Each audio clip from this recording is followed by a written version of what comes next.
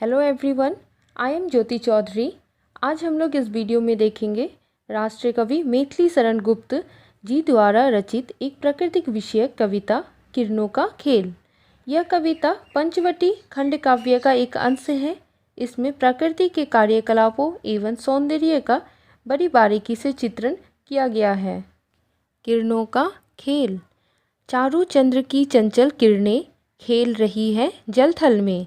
मैथिली शरण गुप्त जी कहते हैं कि चंद्रमा की चंचल किरणें को देखकर ऐसा लग रहा है मानो वह पृथ्वी और जल के साथ खेल रही है। स्वच्छ चांदनी बिछी हुई है अवनी और अंबर तल में। यहाँ कवि कहते हैं कि चंद्रमा की स्वच्छ चांदनी है जो वह पृथ्वी और आकाश में फैली हुई है। पुलक प्रकट करती है धरती हरित तृणों की नोकों से।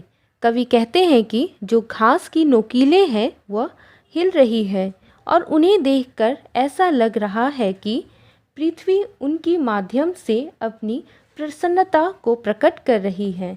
मानो झूम रहे हैं तरो भी मंद पवन के झोंकों से।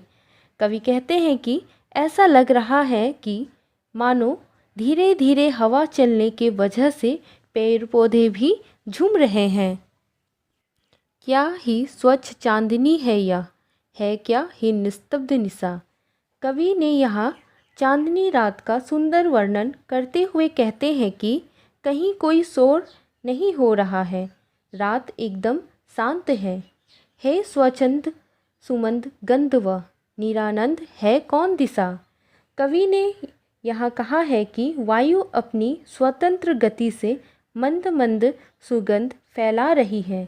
इसीलिए कवि पूछ रहा है कि इस समय कौन सी दिशा आनंद रहित है, अर्थात सभी दिशाओं में आनंद ही आनंद फैला है। प्रकृति जो अपना नाटक निरंतर करती रहती है, वह अपने कर्तव्य पर अटल रहती है।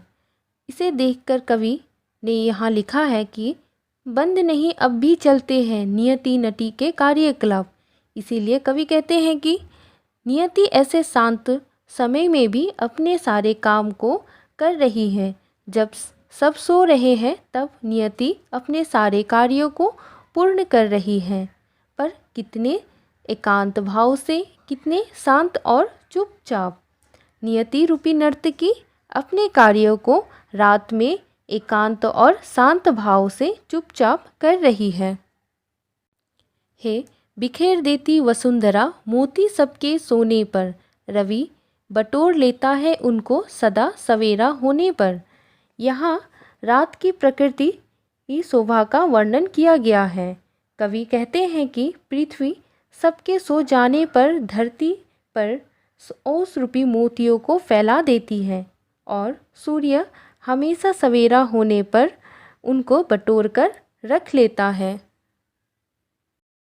और विरामदायिनी अपनी संध्या को दे जाता है। विरामदायिनी का अर्थ होता है आराम करना। जैसे ही शाम होती है सूरज आराम करने के लिए चला जाता है। यहाँ कवि कहते हैं कि शाम होते ही उन मोतियों को आकाश में तारों के रूप में संध्या रूपी सुंदरी को देकर चला जाता है। शून्य श्याम तनु जिसके उसका नया रूप झलकाता है। अतः तारे रूपी मोतियों को धारण करके उस संध्या रूपी सुंदरी का शरीर झिलमिल करता हुआ बहुत सुंदर दिखाई देता है।